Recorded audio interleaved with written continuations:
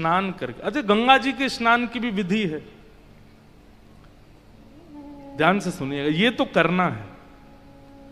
गंगा जी में कभी भी अपवित्र अवस्था में स्नान नहीं करना चाहिए।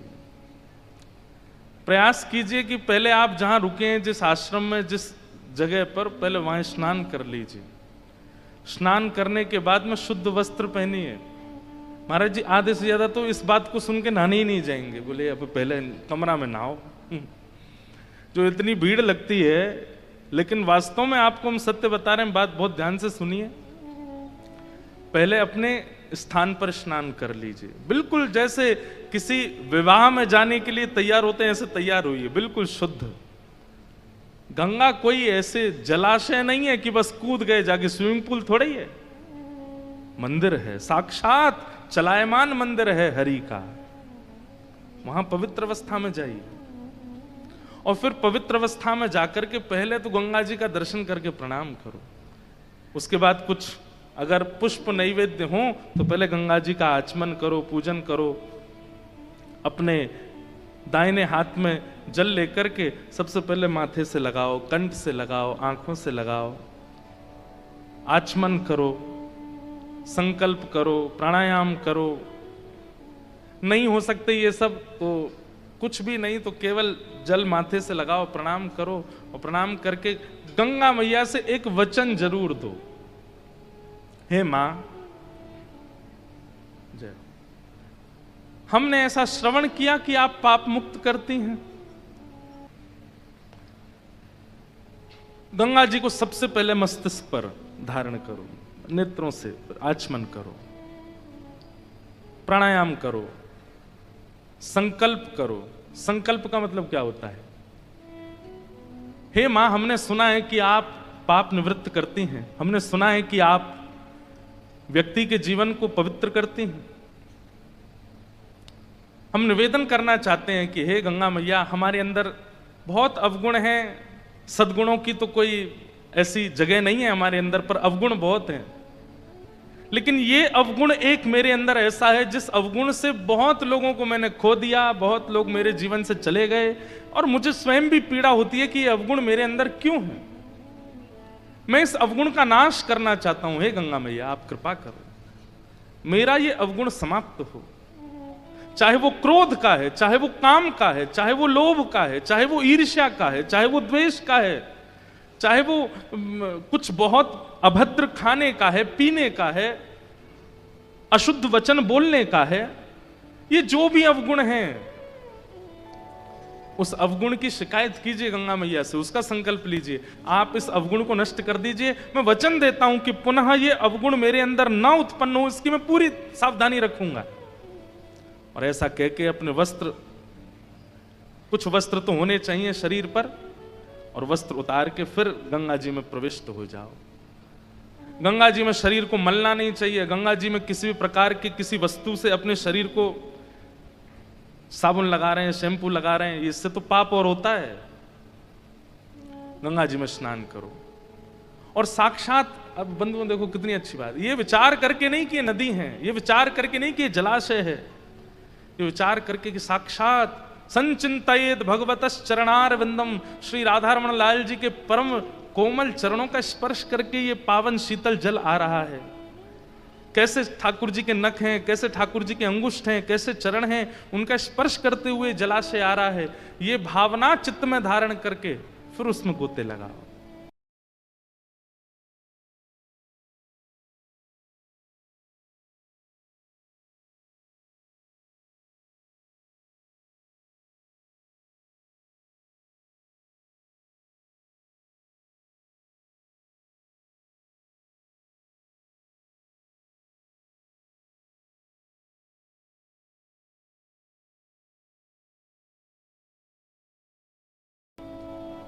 अरे गंगा जी ने क्या नहीं दिया। आज रामचरितमानस पूरे विश्व को गंगा जी की भेंट है। इन्हीं के तट पर बैठ करके गोस्वामी तुलसीदास जी महाराज रचना करते हैं, यमुना जी के तट पर बैठ करके गोस्वामी जी चिंतन करते हैं, श्रीमद वल्लभाचार्य जी महाराज इन्हीं तट पर बैठ करके भगवान का दर्शन करते हैं, चैतन्य महाप्रभु बार बार काशी में जाकर के गंगा तट पर बैठ करके हरिस्मरण करते हैं। जहां जहां गंगा जा रही हैं वहां वहां पीछे पीछे मानो जैसे महादेव चल रहे हों, और ऐसी गंगा जी हमारे जीवन को परिवर्तित नहीं कर पा रही। इसमें दोष हमारा है, क्योंकि स्नान की विधि नहीं पता हमें। गंगा जी में स्नान करो, बस होड़ एक चीज याद रहती है सब लोगों को कि घर के कितने लोगों की डुबकी लगानी है, माता जी की, पिताजी की, दादी की, दादा की, जो नहा के बाहर निकल, ए सुन मामा की भी लगा ले, मामी की, मामा की, बच्चों की, उनकी कंपटीशन चल रहा है, कौन ज्यादा डुबकी लगाएगा, कौन ज्यादा। अरे ये सब नहीं, ठीक है थोड़ा किलोल तो स्वाभाविक है, हम मानव हैं, ऊधम तो हमारे छूटते नहीं, थोड़ा तो होता ही है, लेकिन पहले नियम का पालन कर लीजिए, पहले विधि का पालन कर लीजिए, उसके बाद थोड़ी देर गंगा जी मैया हैं गोद में थोड़ा खेल लीजिए, लेकिन पहले नियम विधि का पालन करो। अपने इष्टों को प्रणाम, अपने गुरु को प्रणाम, अपने गुरु मंत्र का जाप गंगा जी में बैठ के करो। शुद्ध सबसे बड़ी बात, तन पवित्र की भावना नहीं रखनी है, स्वभाव परिवर्तन की भावना से गंगा स्नान होना चाहिए। मछली तो जन्म ही गंगा में लेती है, उसका पूरा जीवन गंगा में निकल जाता है, लेकिन वो गंगा तत्व को नहीं जान पाती, इसीलिए मछली ही रह जाती है, और प्राण त्यागने के बाद भी शायद सदगति, ऐसा नहीं कहेंगे कि अधोगति होती है, सदगति तो होती होगी, पर भगवत दर्शन संभवतः नहीं हो पाता होगा। गंगा जी से बाहर आओ, फिर जो वस्त्र गंगा जी में पहन के स्नान किए उनको ना गंगा घाट पर निचोड़ना है, ना धोना है, कुछ नहीं। और उसके बाद जो तौलिया आदि जो भी है वो गंगा जी में थोड़ी सी उसको जो पवित्र है, जिसका भी उपयोग नहीं किया गया, उसको गंगा जी में ही धो करके उससे तन को थोड़ा पोंछ लीजिए, सूखे वस्त्र से नहीं। और फिर नवीन वस्त्र धारण करके अपना उर्धपुंड लगा करके उसके बाद गुरु मंत्र का जाप कीजिए, जिस नाम में आपकी निष्ठा है वो नाम का जाप कीजिए। और जगह तो नेत्र बंद करके कीजिए, लेकिन गंगा जी के घाट पर नेत्र खोल करके कीजिए, गंगा जी का दर्शन करते हुए नाम जप कीजिए, गुरु मंत्र का जप कीजिए। बस विचलित ना हो, इधर देखें इधर नहीं, गंगा जी को अखंड देखते रहिए। आप फिर हमको याद करेंगे। जो परिवर्तन का अनुभव अपने स्वभाव में, बुद्धि में, विचार में आप करेंगे, अद्भुत है।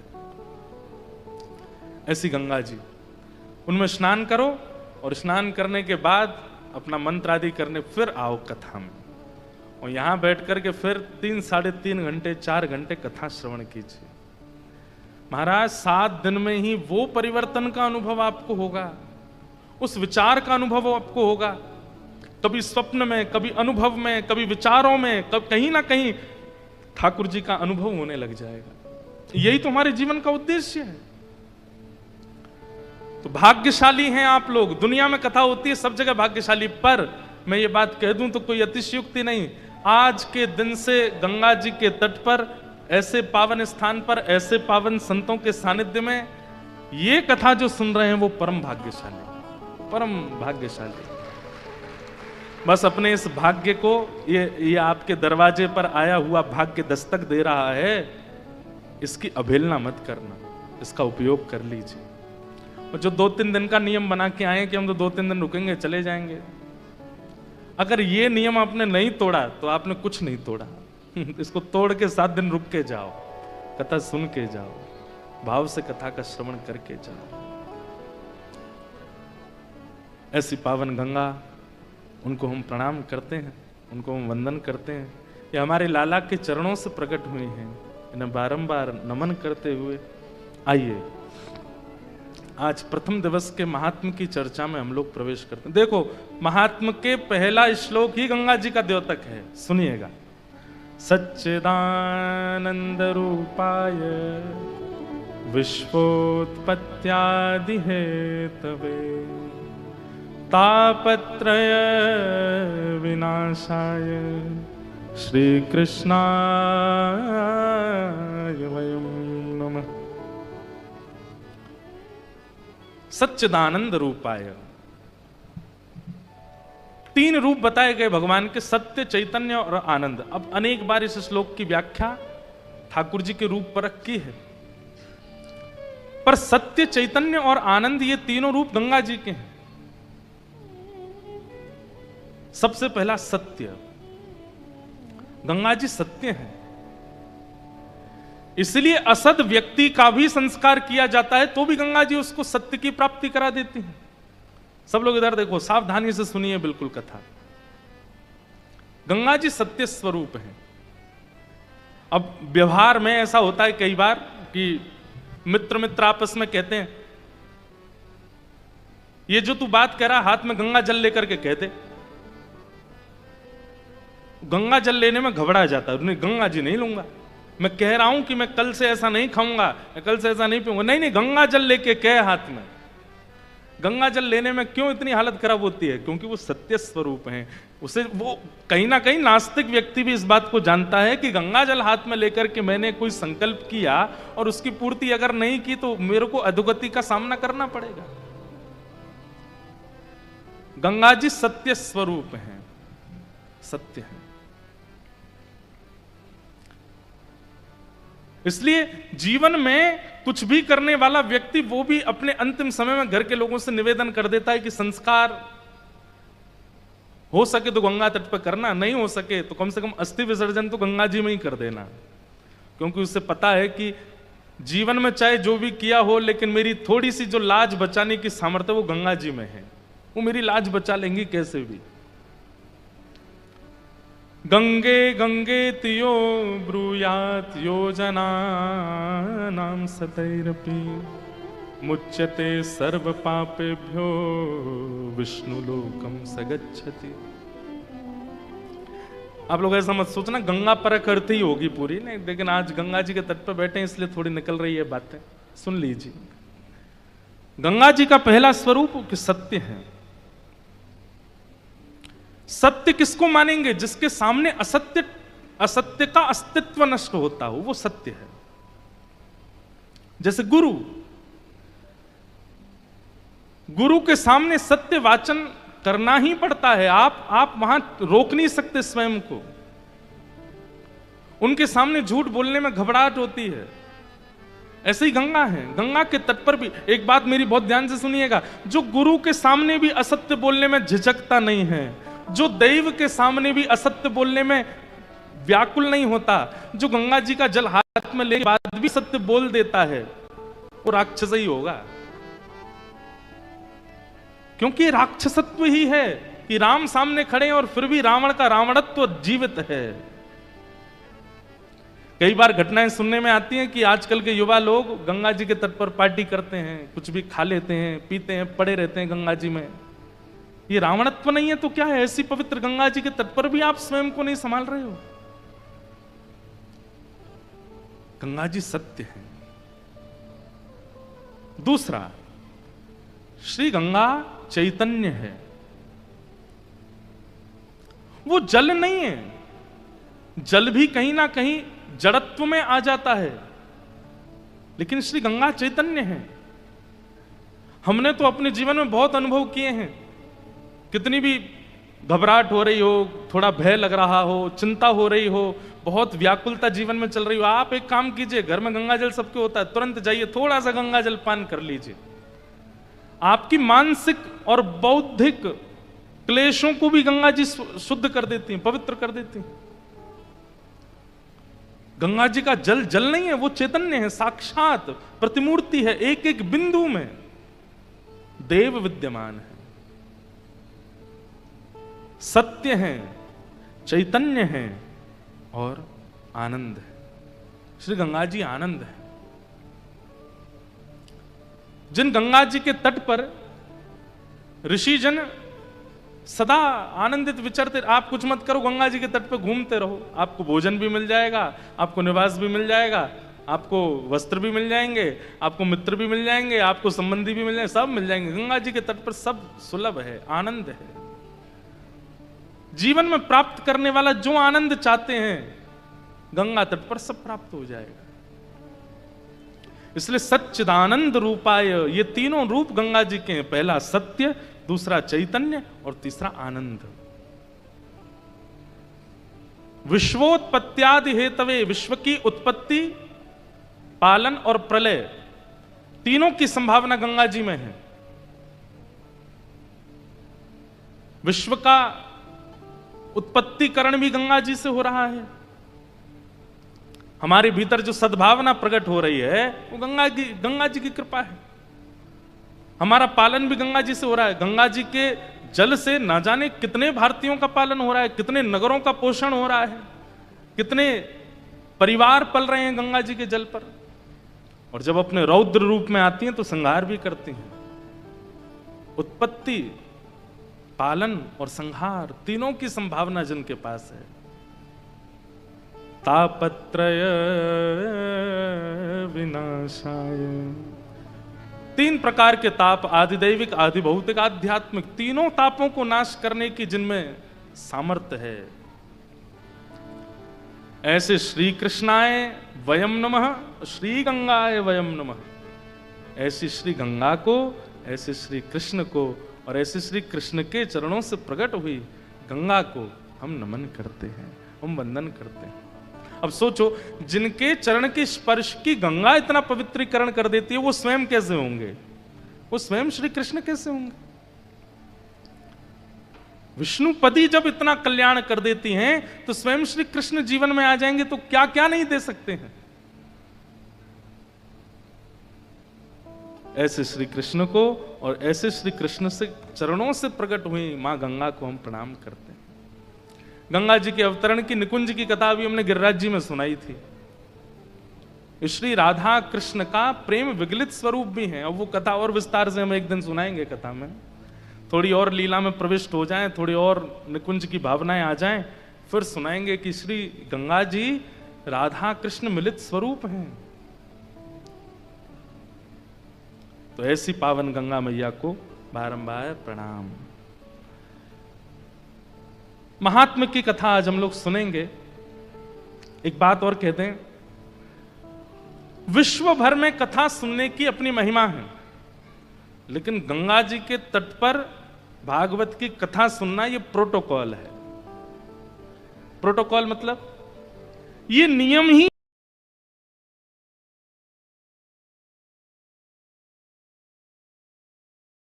ये प्रश्न सबसे पहले नारद जी महाराज ने पूछा था सनत कुमारों से, और सनत कुमारों ने तभी आज्ञा दे दी थी, गंगा द्वार समीपे तु तटमानंद नामकम। गंगा द्वार यानी कि हरिद्वार, और वहीं आनंद वन में बैठ करके भागवत, ये गंगा जी का तट जितना भी हरिद्वार से ऋषिकेश तक ये सब आनंद वन है। ये कथा, यहां कथा सुनना ये प्रोटोकॉल है, ये नियम है, ये शास्त्राज्ञा है। आप गाजियाबाद में कथा सुनो, दिल्ली में कथा सुनो, नोएडा में कथा सुनो, बंबई में कथा सुनो, वो सब एक प्रकार से ऐसा तो नहीं कहेंगे कि प्रोटोकॉल का उल्लंघन है, लेकिन हाँ वो बात है कि आप गंगा जी कैन में भर के घर ले गए तो वो भी गंगा ही हैं, तो वहां जाकर के कथा सुनना भी वो एक प्रकार से ये समझ लो कैन में भर के ले गए हो। लेकिन हरिद्वार में कथा सुनना, गंगा जी के तट पर कथा सुनना, ये तो नियम है, ये तो शास्त्राज्ञा है, ये तो आचार्यों की आज्ञा, ये तो परंपरा है, यहां कथा सुननी चाहिए। इसलिए यहां कथा कहना और सुनना ही मैं बार बार कहूंगा कि हमारा भाग्य है, इसको चूकिएगा नहीं। इससे हरिद्वार 88,000 सौनकादि ऋषि बैठे थे। थोड़ी आगे चल करके सुख तीर्थ भी आता है, ऐसा कहते हैं कि वहां शुकाचार्य जी ने कथा सुनाई। नैमिषारण्य क्षेत्र में 88,000 सौनकादि ऋषि बैठे हैं और वहां सूत जी का आगमन हुआ। ये सौनकादि ऋषि क्या कर रहे थे? मेरे और आपके कल्याण के लिए यज्ञ कर रहे थे, लेकिन इनको उस यज्ञ से कल्याण होगा ऐसा विश्वास नहीं था। तब वहां सूत जी का आगमन हुआ और सूत जी से इन्होंने प्रश्न किए हैं। बहुत ध्यान से सुनिएगा। प्रश्न, आचार्यों से प्रश्न कैसा करना चाहिए। आजकल एक नया प्रकल्प चालू हुआ कथाओं में कि कथा सुनाने के बाद व्यास जी फिर मौका देते हैं कि भाई सब लोग प्रश्न करो, चलो सबके पास माइक घूमेगा, कुछ कुछ पूछो। कई कथाओं में ऐसा होता है और कई कथाओं में ऐसा नहीं होता। तो ऐसा होता है कि जो भी जिज्ञासु हैं वो कुछ लिख करके पर्ची मंच पे दे दो। हमारी कथा में भी यही होता है कि पर्चा आप दे दो हमारे आने से पहले, हम देख लेंगे, अगर अनुकूल प्रश्न होगा तो उसका उत्तर देंगे। लेकिन इतनी व्यवस्था मिलने के बाद भी लोग क्या प्रश्न करते हैं। उत्तर तो बाद की बात है, प्रश्न करना नहीं आता हमको।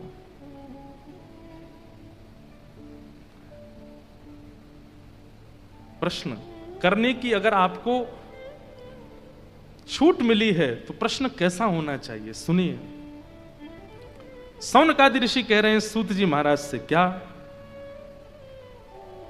इह घोरे कलौ प्रायो जीवाश्चासुरतां गत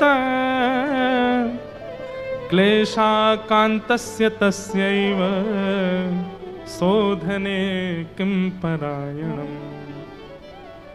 क्या प्रश्न कर रहे हैं? सौनकादि ऋषि कहते हैं, अच्छा एक बात और कहते हैं आपको, यमुना जी का तट जो है ना वो भक्ति का तट है, नर्मदा जी का जो तट है वो वैराग्य का तट है, और गंगा जी का जो तट है ये ज्ञान का तट है। इसलिए ऐसा नहीं है कि हम निकुंज लीला यहां नहीं कहेंगे, कहेंगे, पर यहां थोड़ा ज्ञानवर्धक प्रसंग ज्यादा रहेंगे, इसलिए बहुत ध्यान से सुनिएगा, चूकिएगा नहीं, एक शब्द भी छोड़िएगा नहीं। प्रश्न कैसा होना चाहिए?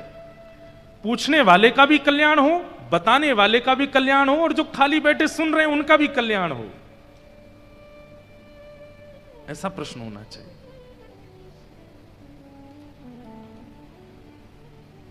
सौनकादि ऋषि कह रहे हैं कि महाराज इस घोर कलिकाल में जहां पर जीवाश्चाम सुरताम गतः, जहां पर जीव असुर बनता जा रहा है, सब लोग इधर देखिए, कभी कभी सोच करके रूह कांप जाती है कि हम सच में मानव हैं। बचपन अभी 26, 27, 28 वर्ष तो हमको हो गए, आप लोगों में से कई 40 वर्ष के 50 वर्ष के बैठे हैं, क्या क्या नहीं देख लिया हमने, कैसी कैसी विचारधारा वाले लोग रहते हैं इस संसार में। हमने नरभक्षी जीव को भी देखा जो बालकों को मार के खा जाते हैं, ऐसे व्यक्ति की भी हमने रिपोर्ट देखी है न्यूज पर। हमने ऐसे लोगों को भी देखा है जो जीवों को मार करके उनके अंदर के पार्टों को बेच देते हैं, उनके बारे में भी खबर आती है। चलो ये तो बहुत पहले की घटनाएं थी, अब विवाह करने के बाद पति पत्नी को मार देती है, पत्नी पति को मार देता है, माता अपने प्रेमी के साथ भाग गई और जाते जाते क्या कर गई, अपने 2 बालकों को जहर दे गई। ये कैसे हो सकता है? ये कलयुग नहीं है तो क्या है? आप हम सब लोग आपसी द्वंद्व में चल रहे हैं, आपसी युद्धों में चल रहे हैं कि उन्होंने कथा में यूं कह दिया, उन्होंने कथा में ऐसे कर दिया, वो महाराज जी तो यूं कर रहे थे, उनके तो यूं चल रहा था, और संसार में कलयुग अपने चरण पसार रहा है। भक्तमाल जी में बार बार नाभाजी कहते हैं कि वैष्णव अपराध मत करो, वैष्णव अपराध मत करो, सबसे बड़ा अपराध एक ही है, क्या? उर्धपुंड जिसके माथे पर लगा है, गले में कंठी माला है, जिसके मुख पर भगवान नाम है, उसका अपमान मत करो। पर हम लोग पीछे नहीं हटते, और संसार में कलिकाल बढ़ता ही जा रहा है, जीव असुरत्व को प्राप्त हो रहे हैं। अरे कई बार तो रावण कंस भी कहते होंगे ये तो हमने भी नहीं किया जो ये कलयुग के जीव कर रहे हैं।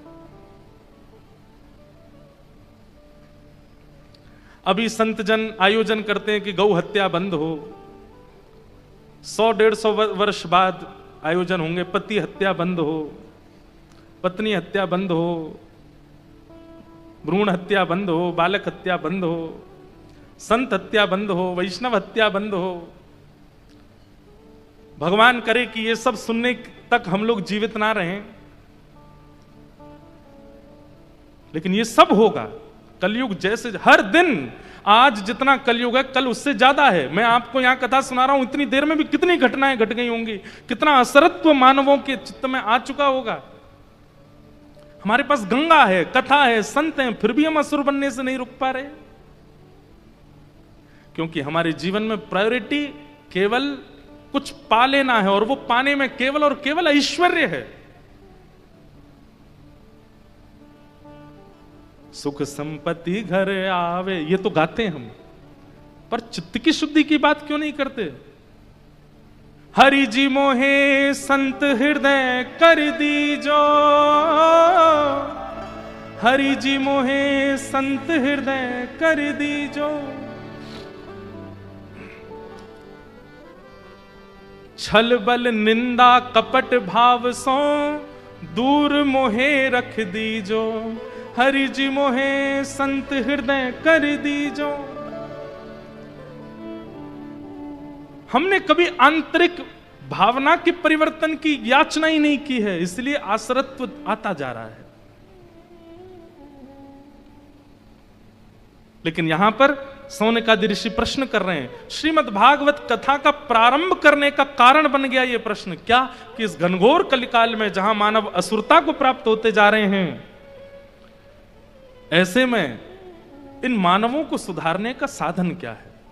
और भगवान हमारी एक प्रार्थना, बोले क्या लोगों के पास समय बहुत कम है, इसलिए श्रेष्ठ से श्रेष्ठ, उचित से उचित, पवित्र से पवित्र साधन बता दीजिए जो अल्प में ही हो जाए। श्रेयशाम यद भवे श्रेय पावनानाम च पावनम कृष्ण प्राप्ति करम सस्वत साधनम तद्वदाधुना। ये मानव कल्याण कैसे होगा इस कलिकाल में, कृपा करके हमें बताइए। सौनकादि ऋषियों के इस प्रश्न का उत्तर सूत जी महाराज देते हैं।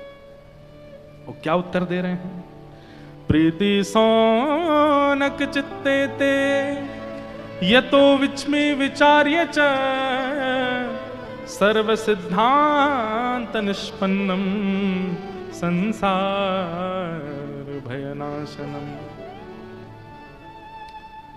कालव्याल मुखग्रास त्रास निर्णास हेतवे श्रीमद्भागवतम शास्त्रम कलौ कीरेण भाषितम।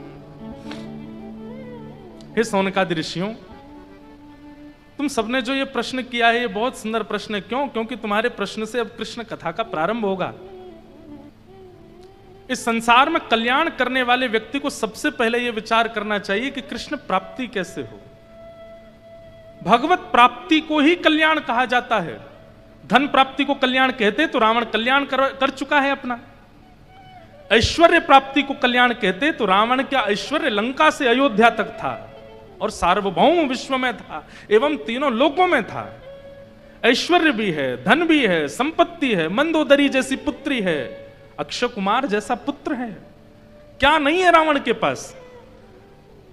आप कहोगे भाई ये सब कुछ था, अंतरंग कुछ नहीं। बुद्धि हमारे पास एक है, उसके पास 10 थी। शब्दावली, जब बोलता था रावण हिमालय की चोटियां हिलने लग जाती थी। क्या नहीं था रावण के पास? आज का मानव अपनी इच्छाओं को एक पन्ने पर लिख दे तो वो सारी इच्छाएं जो एक मानव चाहता है, जो एक संसारी व्यक्ति चाहता है, वो सब था रावण के पास। तो इसका मतलब क्या है कि आपकी जो इच्छाएं हैं ये पूर्ति हो जाए तो आप में और रावण में कोई अंतर नहीं है। रावण के पास केवल एक वस्तु की कमी है और वो है राम, बाकी सब है। राम नहीं थे, भजन नहीं था, भक्ति नहीं थी जीवन में। ज्ञान अटूट, धन अटूट, ऐश्वर्य अटूट, संपत्ति अटूट, सब कुछ अटूट था। कहते हैं तो लिमिट क्रॉस करके सब कुछ था उसके पास में, लेकिन भक्ति नहीं थी।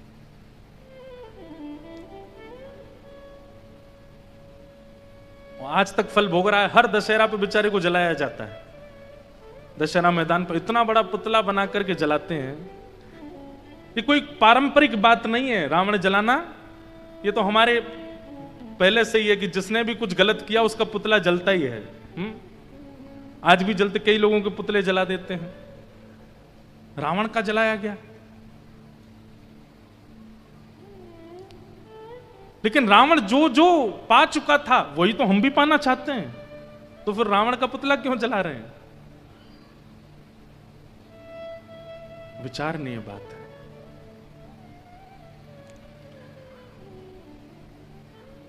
कल्याण धनवान होना नहीं, कल्याण ऐश्वर्यवान होना नहीं, कल्याण संपत्तिवान होना नहीं, कल्याण तो कृष्ण प्राप्ति। अभी परसों जगन्नाथ भगवान की रथ यात्रा होगी।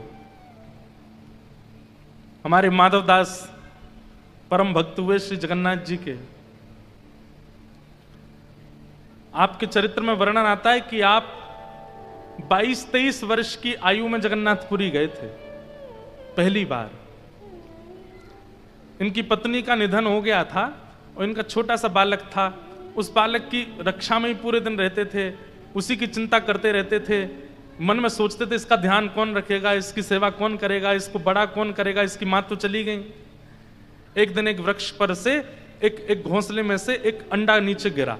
तो जैसे ही गिरा इन्होंने उसको देख लिया। अब अंडा नीचे गिर रहा था, तभी ये बोले अरे अरे ये तो अब खत्म होगा। पर तभी नीचे कुछ सूखे पत्तों का ढेर था और वो अंडा आकर के उसमें गिरा। दौड़ करके जाके इन्होंने देखा तो अंडा बच गया। उससे इनके मन में भावना आई कि भैया मैं क्या सोचता हूं कि इस बालक की रक्षा मैं करूंगा, सबकी रक्षा और सबको जिवाने की जिम्मेवारी तो ठाकुर जी ने ले रखी है। हम चाहें जितनी रक्षा कर लें, ठाकुर जी को प्राण लेने होंगे तो ले ही जाएंगे। और चाहे कोई व्यक्ति कितनी भी दुर्घटनाग्रस्त परिस्थिति से निकल जाता फिर भी बच जाता है। हवाई जहाज क्रैश हुआ अहमदाबाद में, लेकिन एक व्यक्ति निकल के कैसे आ गया उसको खुद नहीं पता मैं कैसे बच गया। कई लोग कहने लगे कितना भाग्यशाली व्यक्ति, कितना सौभाग्यशाली व्यक्ति। ये बातें तो चलो बनाने की हैं, लेकिन बात ये है स्पष्ट कि अभी उसका जीवन अंत हुआ नहीं है। अभी उसके जीवन के जो शेष दिन थे वो पूरे हुए नहीं है। जीवित रहना भाग्यशाली नहीं होता, इस बात को भूल जाइए। और किसी के असमय पर प्राण चले जाना ये दुर्भाग्य नहीं होता। हम उस समय एक व्यवहार निभाते हैं और उस समय कहते हैं कि भाई बहुत बुरा हुआ, बहुत बहुत गलत हुआ। उस समय कहना पड़ता है, कहा भी जाता है। परंतु हम सबके जीवन के दिन शेष हैं, वो पहले से नियुक्त हैं, उतना करना ही पड़ेगा।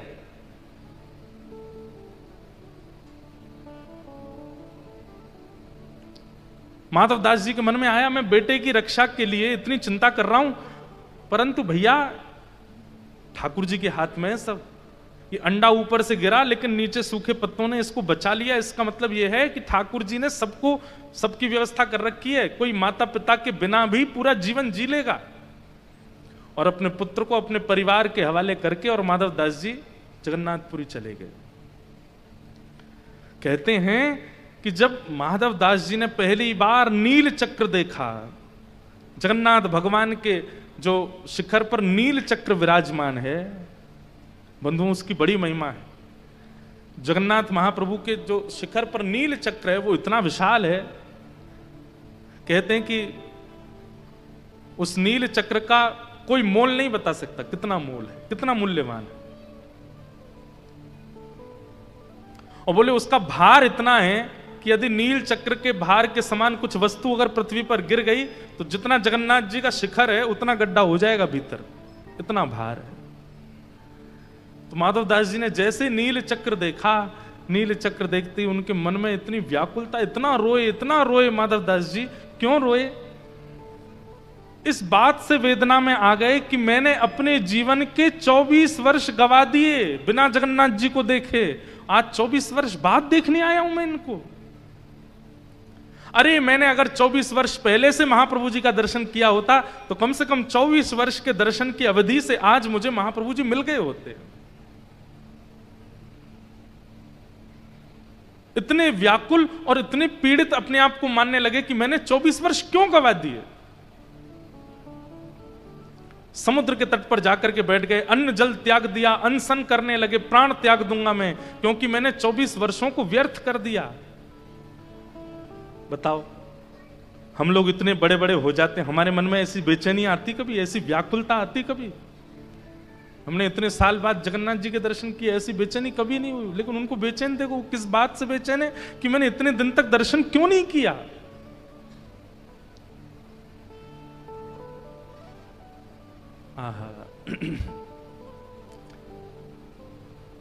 ब्रह्मवेदी पर बैठे हुए महाप्रभु जगन्नाथ जी आज बड़े व्याकुल से दिख रहे हैं। पुजारी जी ने जाकर के कहा, महाप्रभु जी आपके मुखमंडल पर ये शुष्कता दिख रही है, क्या कारण है, आप इतने उदास क्यों लग रहे हैं? तो महाप्रभु जी कहते हैं, मेरे परम भक्त माधव दास आए और वो 3 दिन से भूखे प्यासे बैठे हैं समुद्र तट पर। और कारण जानकर के आश्चर्यचकित हो जाओगे, इसके पीछे कोई और कारण नहीं, केवल एक कारण है कि उन्होंने इतने साल पहले मेरा दर्शन क्यों नहीं किया। इस बात से वो अनशन कर रहे हैं। मेरी आज्ञा है, थाल में महाप्रसाद लेकर के जाओ और माधव दास जी को पवाओ। प्रसाद लेकर के माधव दास जी के पास गए। माधव दास जी बोले, मैं तो अनशन व्रत पे हूं। बोले, अरे महाप्रभु जी ने स्वयं भेजा तुम्हारे लिए, ये बात सुनते ही पहले प्रसाद पाया, और जैसे ही माधवदास जी मंदिर में दर्शन करने के लिए आए, महाप्रभु जगन्नाथ जी बैठे बैठे अपनी ब्रह्म वेदी पर ही झूमने लगे, इतने आनंद में भर गए माधवदास जी को देख करके। माधवदास जी बोले, भगवान मैंने जीवन में कोई साधन नहीं किया, मैंने जीवन में कोई तप नहीं किया, मैंने जीवन में कोई उपलब्धियां प्राप्त नहीं की, आप मुझे देख करके इतने प्रसन्न क्यों हैं? महाप्रभु जगन्नाथ जी कहते हैं, 3 दिन का जो तुम्हारा विरह था ना, उस 3 दिन में 300 वर्षों की साधना पूरी हो गई। 300 वर्षों में जो साधना होनी चाहिए वो 3 दिन के विरह में तुमने पूर्ण कर दी। इसलिए श्रीमद् भागवत जी में वृत्रासुर भगवान से कहता है, समंजसत्वा विरहय कांक्षे, मुझे विरह दे दीजिए। कथा सुन करके, भगवत दर्शन करके, संत वाणी सुन के, किसी महापुरुष का दर्शन करके बंधुओं यदि हमारे नेत्र सूखे ही रहते हैं, तो इस बात का यह प्रमाण है कि कहीं ना कहीं चित्त में दुष्टता है। कई लोग कह रहे होंगे, हमारी तो आंख ही सजल नहीं होती, महाराज जी स्पष्ट सीधे हमको दुष्ट कह रहे हैं। नहीं, आपको नहीं कह रहा हूं, आपके मन को कह रहा हूं।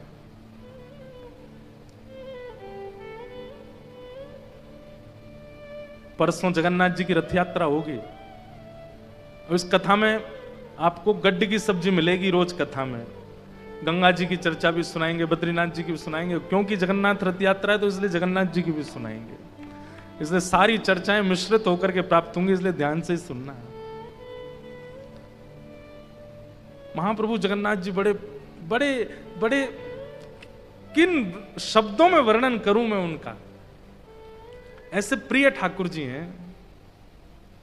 उनको सब पता है, सबका ध्यान है उनको, कौन मुझे कहां से किस प्रकार पुकार रहा है, किस प्रकार बोल रहा है, आप नहीं जानते। ये रथ यात्रा भीड़ के लिए नहीं होती है, लाखों में कोई ना कोई माधवदास खड़ा है, कोई ना कोई सालबेग खड़ा है, कोई ना कोई मीराबाई खड़ी है, उसके लिए महाप्रभु निकल के आते हैं। आपको लगता है कि वो रथ पर बैठ करके भीड़ जमावड़ा जमा के ठाकुर जी चले गए? नहीं, कितनों के हृदय की इच्छा पूरी करने के लिए महाप्रभु, एकमात्र पूरे भारत में, हमारे विश्व में ठाकुर जी ऐसे जगन्नाथ जी हैं जो स्वयं उतर करके आते हैं, रथ पर बैठ करके सब भक्तों के बीच में घूमते हैं। अभी बजा रहे हैं इसलिए मेरा गाने का मन कर रहा है। सालबेग ने स्तुति गाई, जो कि जन्म से मुस्लिम है, जिसको दर्शन करने के लिए मंदिर में प्रवेश की इजाजत नहीं है, और वो जब रथ में ठाकुर जी का दर्शन करता है, आहे नील शैल प्रबल मत्तावरण, प्रबल मत्तावरण, मुआर तनलनी बनकु कर दलन, आहे नील शैल प्रबल मत्तावरण, प्रबल मत्तावरण, मुआर तनलनी बनकु कर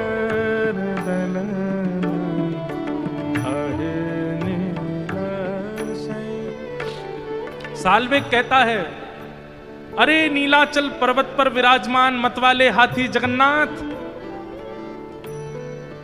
ठाकुर जी को हाथी की उपमा देता है। भैया तानपुरा इतना तेज है ना, कम कर दो इसको।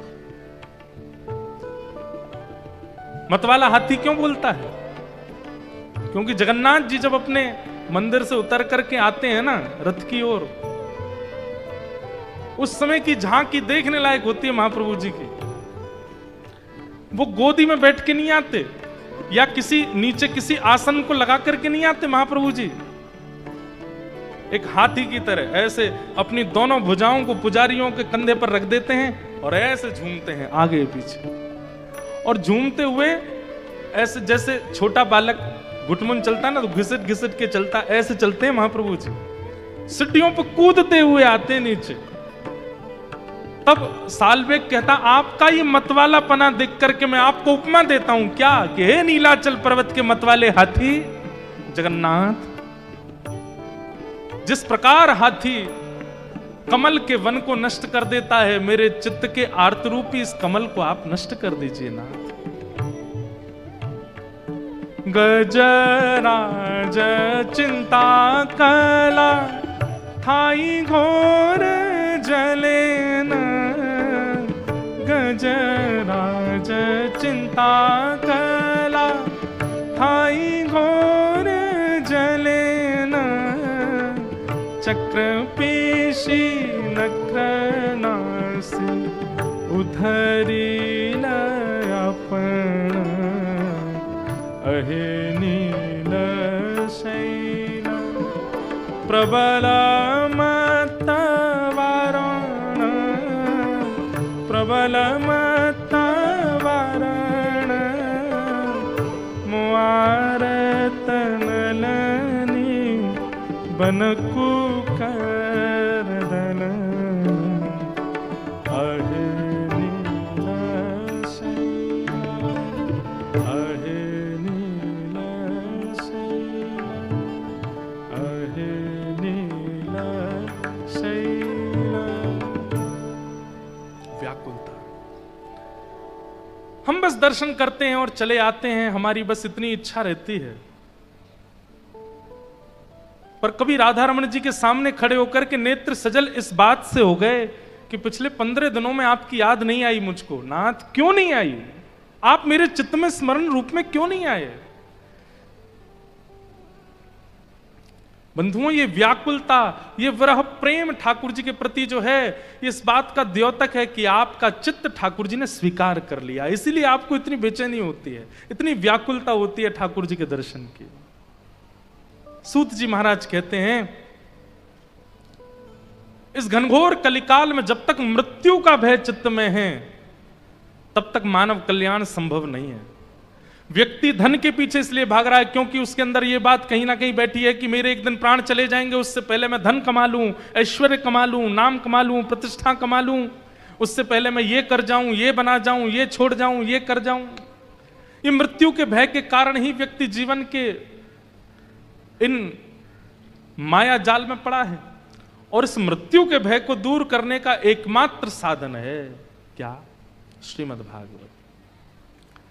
भागवत की कथा इस बात से आपको परिचित कराती है कि मृत्यु के भय से भयभीत मत हो, बल्कि इस बात से भयभीत हो जाओ कि कहीं प्राण चले गए और उससे पहले मुझे भगवत दर्शन नहीं हुआ तो,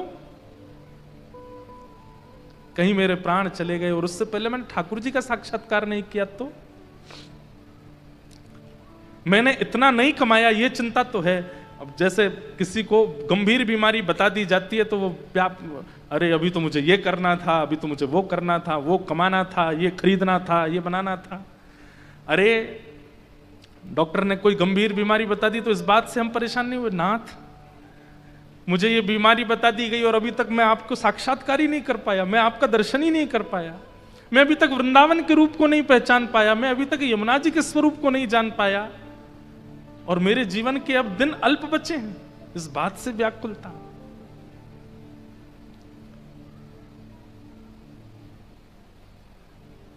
और भागवत जी आपको उस भाव से परिचित कराती हैं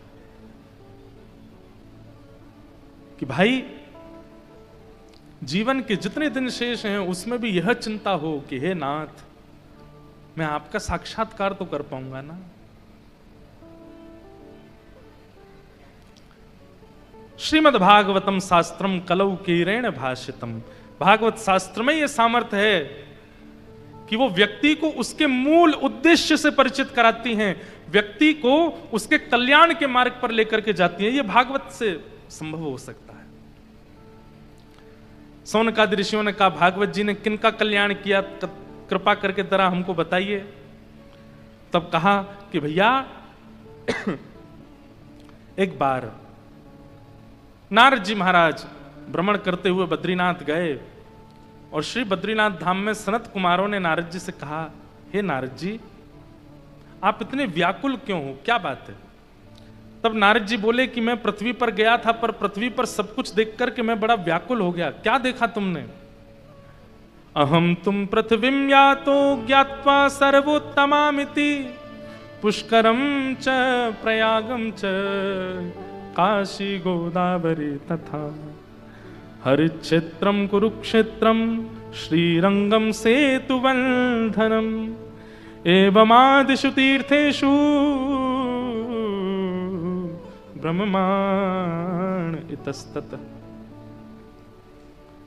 मैं सब जगह गया पर मेरे मन को शांति नहीं मिली। कहां कहां गए? तो यहां पर लिखा है पुष्कर, प्रयाग, काशी, गोदावरी माने द्वारिका, हरिक्षेत्र माने हरिद्वार, कुरुक्षेत्र, श्रीरंगम, सेतुबंधनम मतलब रामेश्वरम, सब जगह गया लेकिन मेरे मन को कहीं भी शांति नहीं मिली।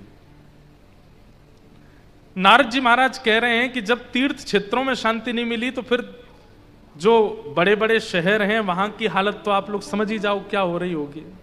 और ये बात आज की नहीं है, हजारों वर्ष पहले नारद जी कह रहे हैं, तो आज तो सोच लीजिए अब क्या ही हो रहा होगा।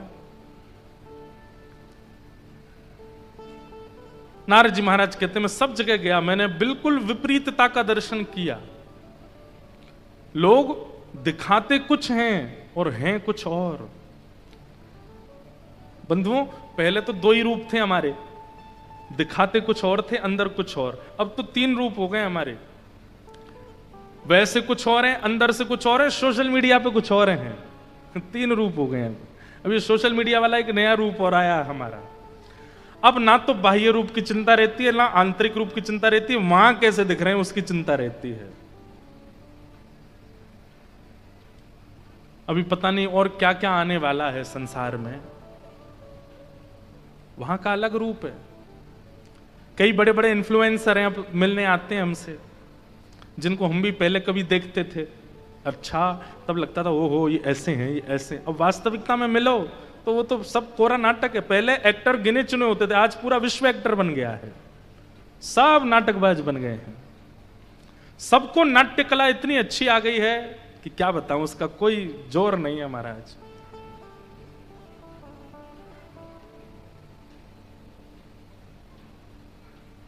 घनघोर कलयुग उस दिन प्रारंभ हो जाएगा जिस दिन पूरा विश्व बहलूपिया होगा।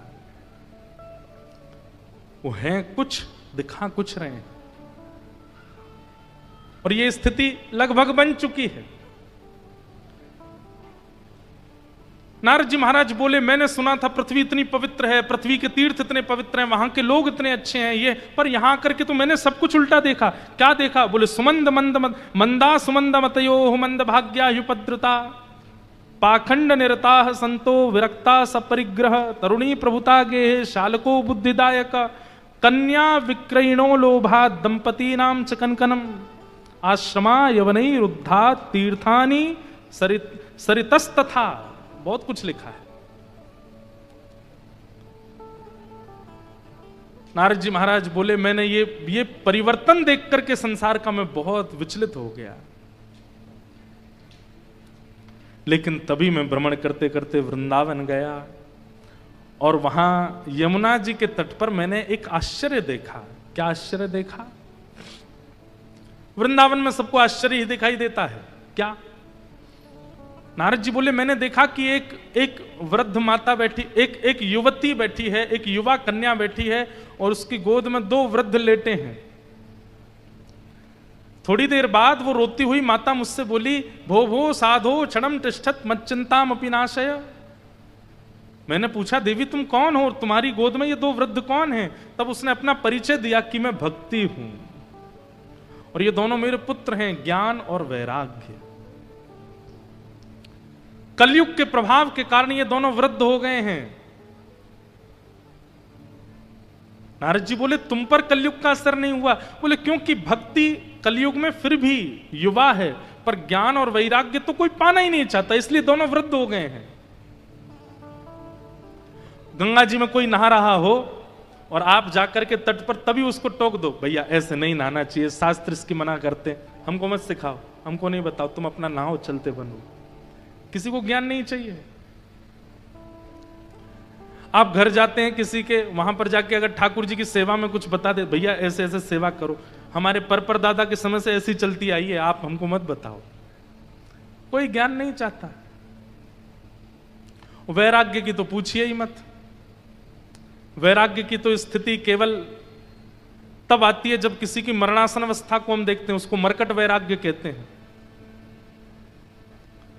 कोई मर जाता है तब वैराग्य आता। भैया संसार बिल्कुल भी नश्वर है, संसार यहां पर कुछ भी हाथ लगने वाला नहीं। 2-4 दिन की व्याकुलता, 5वें दिन से फिर से वैसे ही हो जाते हैं। वैराग्य भी नहीं है। बंधुओं, एक बात हमारी बहुत ध्यान से सुनिए। व्यवहार का निर्वहन कीजिए, संसार में जो जो आवश्यकताएं उन व्यवहार में रहिए, पर मन में वैराग्य रखिए। मन में इस बात को जानकारी रखो, भले ही मैं बहुत बड़ा घर बना रहा हूं पर ये मेरे संग रहने वाला नहीं है। भले ही मैं बेटे के लिए कर रहा हूं, ये कर रहा हूं, पर भाई एक दिन सब दूर हो जाने हैं। भले ही मैं इसको अपना मित्र बना रहा हूं, इसको अपना साथी बना रहा हूं, इसको अपना संगी बना रहा हूं, पर ये सब स्वार्थी हैं, ये चित्त में रखना चाहिए।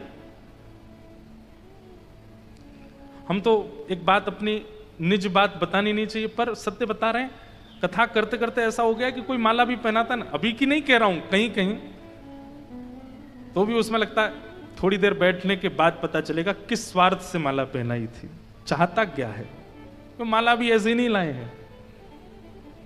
और फिर पता महाराज जी एक फोटो, बगल में एक फोटो। आजकल प्रणाम बदल गया, फोटो ही प्रणाम है। पहले प्रणाम करने के लिए कहा। आज मैं सुबह सुबह पढ़ रहा था 10 नामापराध और फिर उसके बाद 32 सेवा अपराध। 32 सेवा अपराधों में एक अपराध पता है क्या है? एक हाथ से पैर छूना, ये अपराध है। कौन समझाए बच्चों को? कई तो यूं आते हैं,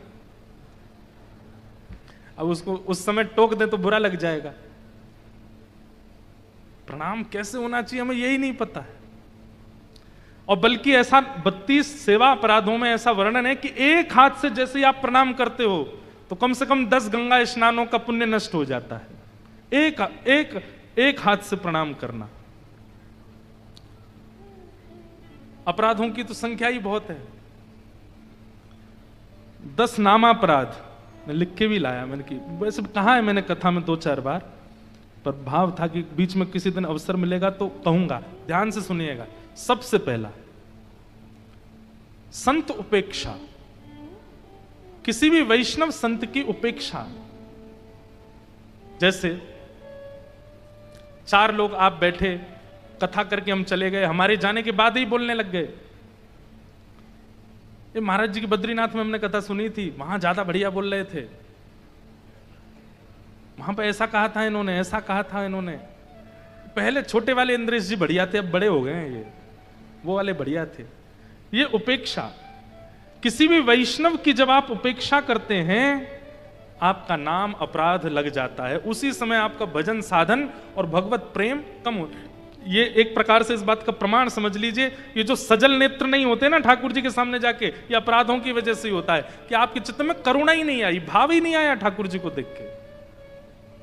तो उनमें सबसे पहला कारण संत उपेक्षा। भाई 4 लोग अगर कर भी रहे हैं ना पंडाल में बैठ के, तो आपका स्वभाव है भैया मत बोलो, कथा सुनो, उनके बारे में नहीं कहो ना। हमको क्या करना है? वो हमको ज्ञान दे रहे हैं, वो हमको कथा सुना रहे हैं, वो हमें भोजन करा रहे हैं, हमें बैठा, ठीक है ना। ये सब चर्चाएं मत करो। स्वयं भी नहीं करनी और किसी को भी नहीं करने देना। और नहीं मानते फिर भी लोग तो उठ के चले जाओ, तुम लोग करो, हम तो नहीं बैठेंगे यहां पे। सबसे पहला, संत वैष्णवों की उपेक्षा करना और सुनना, ये नामापराध है, ये भक्ति का अपराध है। दूसरा, बहुत अच्छी बात, शिव और विष्णु में भेद मानना। दोनों में सदा नापतोल करते रहते हैं कि शिव बड़े हैं कि विष्णु बड़े हैं, कि विष्णु बड़े हैं कि शिव बड़े हैं। कई जगह हमको भी इन बातों में बहुत घेर लिया जाता है। पर भैया ये दोनों एक दूसरे के ईश्वर भी हैं, सेवक भी हैं, इसलिए शिव और विष्णु में भेद दृष्टि मत रखो। ठीक है, हमें क्यों जानना है कि पूर्ण पर ब्रह्म क्यों है, कौन है? अरे जिसमें आपकी आस्था उसमें लगे रहो, जिनमें आपकी आस्था है उनके प्रति पूर्ण विश्वास रखो। अब आप सोचिए, भगवान श्रीमन नारायण के चरणों से जो जलाशय प्रकट होता है, महादेव उसको सिर पर धारण करते हैं। कैसा प्रेम है। और वही जिनके चरणों से गंगा प्रकट होती है, वो रामेश्वरम में जाके उन्हीं शिव की आराधना करते हैं। ये एक दूसरे के आराधक हैं, ये एक दूसरे के सेवक हैं, ये एक दूसरे के प्रेमी हैं। इसलिए इनमें भेद दृष्टि ना करना, इससे भी अपराध लगता है। भक्ति अपराध, नामापराध। तीसरा अपराध, गुरु दीक्षा लेने के बाद गुरुदेव की अवज्ञा। गुरुदेव की अवज्ञा मतलब कुछ नहीं, चलते फिरते गुरुदेव ने बोल दिया 108 डुबकी लगा करके आओ गंगा जी में। अब उसमें भी आप सोच रहे हैं कैसे जाऊं, मुझे तो बुखार आ गया था रात को, मुझे तो जुकाम हो गया है, मुझे तो डॉक्टर ने निमोनिया बताया था, गुरुदेव बोल गए कि स्नान करके आओ। भैया चाहे आपको जितनी बड़ी पीड़ा हो, गुरुदेव के मुख से निकल गया कि जाओ डुबकी लगाओ, तो लगा दो, उस समय चिंता मत करो। गुरुदेव की अवज्ञा से भी भाव नष्ट होते हैं, अपराध लगता है। हमने तो सामान्य बात कही, पर गुरुदेव कोई बड़ी से बड़ी आज्ञा भी दे दें और उसमें आपको करोड़ों का मुनाफा हो रहा हो, उसको त्यागने में दूसरी बार सोचिएगा नहीं। गुरुदेव ने मना किया है तो ये चीज नहीं करनी है। और गुरुदेव अगर कह रहे हैं कि खाई में कूद जाओ, पता है हाथ पांव टूटेंगे लेकिन फिर भी कूद ही जाओ, गुरुदेव कह रहे हैं, सामर्थ्य देंगे, ये संभालेंगे। मैं एक बात कथा में कहता हूं, गुरु आज्ञा नहीं देते, गुरु सामर्थ्य देते हैं। समझ रहे हैं बात को? गुरु ने कहा 108 डुबकी लगाओ, ये आज्ञा नहीं दी उन्होंने, उन्होंने सामर्थ्य दिए कि आप 108 लगवा लोगे। और हमारी मानो तो गिरिराज जी की दंडवती अपने मन से शुरू मत करना, किसी संत महापुरुष की आज्ञा ले लो। आप कह दो तो करेंगे, क्योंकि वो कहेंगे तो आज्ञा नहीं होगी, सामर्थ्य होगी, लगाया हो गया। किसी को पहाड़ों से बहुत डर लगता है, बद्रीनाथ जाने में घबराहट होती है, केदारनाथ जाने में डर लगता है, एक बार अपने गुरुदेव की आज्ञा का प्रतीक्षा, वो आज्ञा कर दें, उसके बाद निर्भीक होकर चले जाओ, क्योंकि गुरु सामर्थ्य देता है, गुरु अवज्ञा नहीं। ये तीसरा नाम अपराध है। चौथा नाम अपराध क्या है? शास्त्रों की निंदा करना, शास्त्रों में मतभेद मानना। सबकी मानिए, शिव महापुराण क्या कहता है, देवी भागवत क्या कहती हैं, भगवत गीता में क्या लिखा, सबकी मानिए, पर करिए वो जो आपके चित्त को स्पष्ट रूप से कहते। जैसे भागवत जी कह रही हैं कि ऐसा करना चाहिए, लेकिन कहीं कहीं भेद आ जाता है कि देवी भागवत में तो ऐसा लिखा है, तो क्या करना चाहिए? दोनों पक्ष उचित हैं, आपके हृदय को जो उचित लगता हो करो, शास्त्रों की बात मानो, पर भागवत जी की मानते हैं, किसी अन्य की अवहेलना मत करो, निंदा मत करो। ये भी एक अपराध है, नामा अपराध। बंधु, ये सारे वो अपराध हैं जिनसे भजन घटता है, जिनसे भक्ति घटती है, जिनसे भाव घटता है। जैसे हमारे वृंदावन की कई परंपराओं में एकादशी नहीं होती, लेकिन इसका मतलब यह नहीं है कि एकादशी की महिमा नहीं है। उनको भी चाहिए, उन संप्रदायों को भी चाहिए कि एकादशी करने वालों का सम्मान करें, और एकादशी करने वालों को भी चाहिए कि जो एकादशी नहीं करते उनकी अवज्ञा ना करें। क्योंकि कई लोग तो इन्हीं चीजों में रहते हैं, हाँ हमारे यहाँ तो ऐसा होता है, हमारे यहाँ तो ऐसा होता है, अरे तुम एकादशी नहीं करते, अरे राम राम राम, ये तो बहुत गलत है, अरे ये तो पाप है। ऐसा नहीं। पांचवा नामापराध क्या है? अर्थवाद। अर्थवाद का मतलब क्या होता है? अर्थवाद का मतलब होता है, हमने गंगा जी की महिमा बताई मंच से, और आप क्या सोचने लगे, ऐसी कोई महिमा है नहीं, अपने आप ही बोल रहे हैं। हमने माता पिता गुरु की महिमा बताई, और आप क्या कहने लगे, ये तो बस ऐसे ही बढ़ा चढ़ा के हमारे यहाँ भारत में नियम है बोलना है, भाई गुरु ऐसे हैं, माता पिता ऐसे हैं। कोई नहीं, हम तो रोज अपने माता पिता को देखते हैं, इतने कोई महान भी नहीं है वो। ये अर्थवाद। किसी वैष्णव के मुख से, किसी महापुरुष के मुख से जब आपने किसी शास्त्रीय बात को सुना, तो उसके प्रति निष्ठा ना रख के, बल्कि ऐसी भावना रखना, ये तो बढ़ा चढ़ा के बोल रहे हैं, ये अपराध है। छठवा, नाम के बल पर पाप करना। वाह, ये तो सबसे बड़ी बात है। रोज जपते हैं राधा राधा राधा राधा राधा राधा राधा राधा राधा राधा, रोज जपते हैं, और जब कोई पाप करने की स्थिति आई ना, कल 2 माला एक्स्ट्रा कर लेंगे, इसको कर लेते हैं, क्या है। गंगा जी बगल में ही तो बह रही हैं हमारे। अभी हमसे गलती हो गई, हमसे अपराध हो गया, कोई बात नहीं, गंगा जी में नहा लेंगे, ठीक हो गया ना। अरे भाई, नाम और तीर्थ और दैव वस्तुओं का उपयोग आप इस भाव से करते हो कि कोई बात नहीं, अपराध बन गया तो कल 2 माला ज्यादा कर लेंगे, 3 माला ज्यादा कर, नहीं।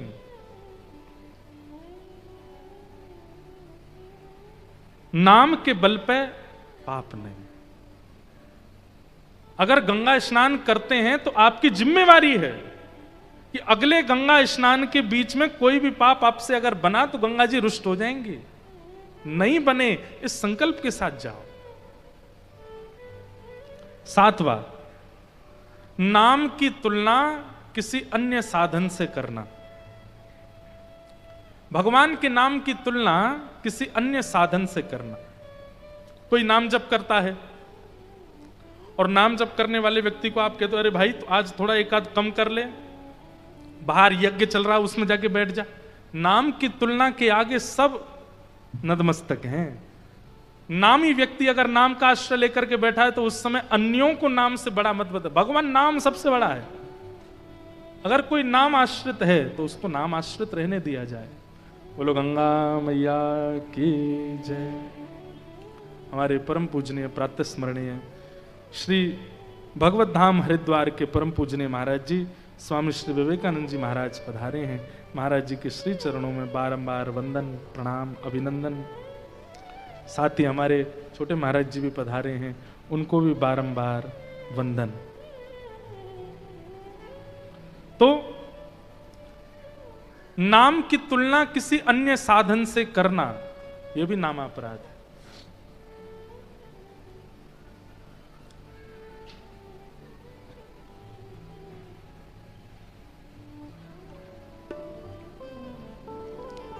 श्रीमन्नारायण नारायण नारायण श्रीमन्नारायण नारायण नारायण श्रीमन्नारायण नारायण नारायण श्रीमन्नारायण नारायण नारायण हरि हरि नारायण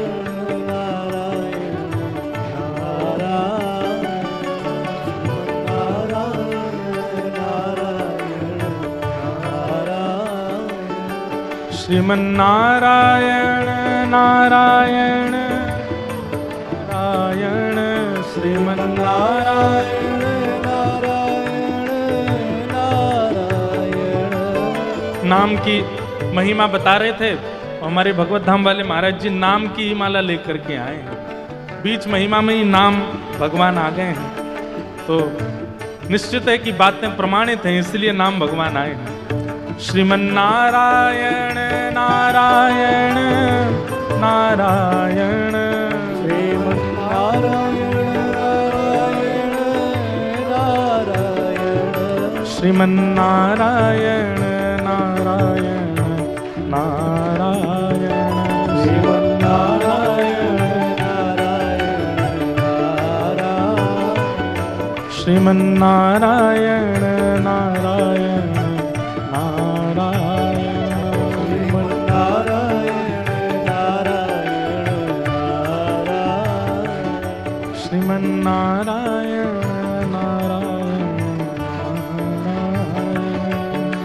नारायण नारायण नारायण। नाम की तुलना किसी अन्य साधन से करना। बद्रीनाथ जाना ज्यादा विशेष है, गंगा स्नान करना ज्यादा विशेष है, यज्ञ करना ज्यादा विशेष है, ये करना ज्यादा विशेष है, नाम भले ही छूट जाए, नहीं।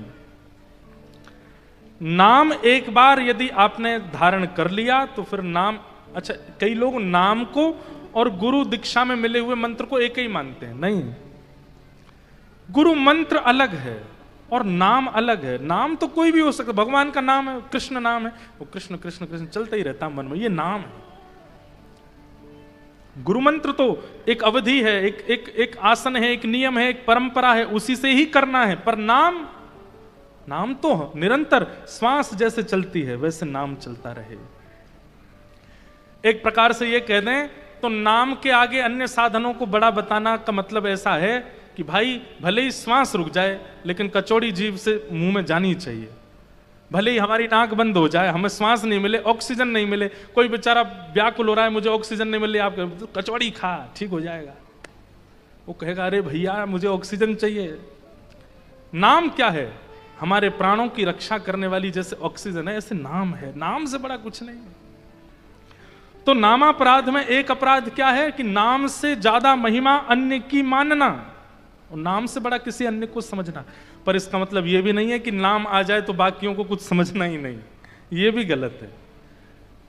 कई बार ऐसा होता है ना कि नाम जब आप कर रहे हो और नाम जब करते करते आपको किसी ने कहा चल वृंदावन परिक्रमा चल रहे हैं,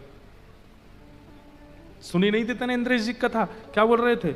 नाम से बड़ा कुछ नहीं, हमारी तो परिक्रमा यही हो गई। ऐसा भी नहीं, ये भी नामापराध है। अच्छा चलेंगे, मेरा नाम हो जाए एक बार पूर्ण, चलेंगे, या फिर वृंदावन परिक्रमा चल रही है पर नाम नहीं छोड़ेंगे, भैया मौन होके करेंगे, हमारा नाम चलता रहेगा। ये नाम के प्रति निष्ठा। पर नाम के प्रति निष्ठा का मतलब है सबका सम्मान, सब भावों का। आठवां अपराध क्या है? प्रमाद त्याग के नाम ना जपना, आलस करना। एक बात कहें, ये 10 स्थिति जब तक ना बन जाए तब तक नाम जप में आइएगा भी मत। राधा राधा कहना सरल बहुत है, कृष्ण कृष्ण कहना सरल बहुत है, पर उस नाम के नियम का पालन करना और उसको संजो के रखना बहुत मुश्किल है। इसलिए जब तक ये 10 लागू ना हो जाएं और इनके प्रति आप सजग ना हो जाओ तब तक नाम आश्रित होइएगा नहीं। आठवां नामापराध क्या है? प्रमाद त्याग के नाम ना जपना। प्रमाद किसको कहते हैं? आलस को। आपने नियम बनाया कि सुबह उठ के स्नान ध्यान करके नाम जप करना है, अब आज क्या सोच रहे हैं, अभी नेक देर सोन दो, नेक देर और आराम करने दो, नेक देर अभी नहीं कर रहे, अभी तो यहाँ जाना नहीं, थोड़ा बाद में कर लेंगे, अब कल दुगना कर लेंगे, फिर ऐसे। ये आलस्य की वजह से, प्रमाद की वजह से नाम ना जपना, नाम का स्मरण ना करना, ये भी नाम अपराध है। और 9वां नामापराध क्या है? श्रद्धा और विश्वास से विहीन व्यक्ति को जबरदस्ती नाम महिमा सुनाना, यह भी नामापराध है। किसी के अंदर श्रद्धा नहीं है, किसी के अंदर विश्वास नहीं है, किसी के अंदर वैष्णवता नहीं है, और आप उसको जबरदस्ती हट बैठो, सुननी पड़ेगी तुमको ये बात, सुनो ये होता है, इस नरक में जाना पड़ता है, ऐसा करो तो ये। अब वो सुनता जा रहा, अरे भैया मुझे क्या करना, तुम करो जो तुम मुझे क्यों बता रहे हो। ऐसे व्यक्ति के सन्मुख जबरदस्ती भगवत चर्चा करना। कई बार कई घरों में ऐसा होता है, बालकों में निष्ठा नहीं होती है और जबरदस्ती माता पिता उनके नियम से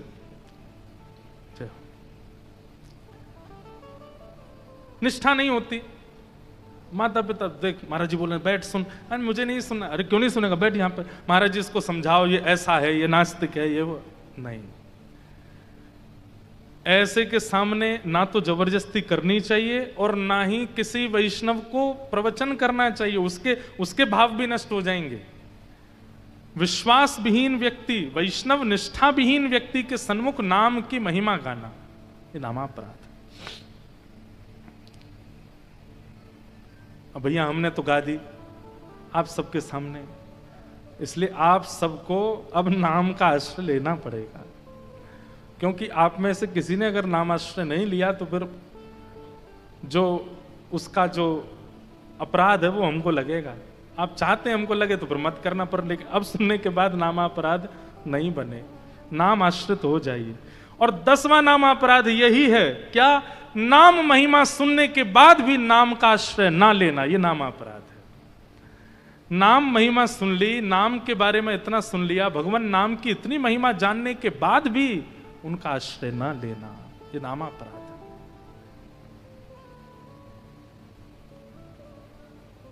इन 10 नामापराधों से सावधान रहिएगा। और हम अपनी तरफ से आपको बोल रहे हैं ये बात कि जब तक ये 10 लागू ना हो जाएं, जब तक ये 10 एक्टिव हो ना हो जाएं और आप इन 10 के प्रति सजग ना हो, ये स्वयं श्री सूत जी महाराज इन नामापराधों का वर्णन करते हैं। जब तक इनके प्रति सजग ना हो जाओ तब तक नाम आश्रित मत होइए। जब आपके मन में ये भावना आ जाए कि चाहे दुनिया उथल पुथल हो जाए, चाहे जीवन में कैसी भी स्थिति आ जाए, चाहे मेरा नाम एक बार मेरे जीवन में आ गया तो वो नाम छूटेगा नहीं, मैं उसे छोड़ूंगा नहीं, इस विश्वास को जब आप जीवन में धारण कर लो तभी नाम आश्रित होइएगा, उससे पहले नहीं। उसी नाम के बाद आश्रित होइएगा। तो 10 प्रकार के नामापराध हैं। तो बात ऐसी है कि भक्ति तो सबके जीवन में है, पर ज्ञान और वैराग्य नहीं है। इसलिए बंधुओं, जीवन में ज्ञान किस रूप में होना चाहिए? ज्ञान का रूप क्या होना चाहिए? क्या गलत है और क्या सही है, इतना बोध होना, यह ज्ञान है।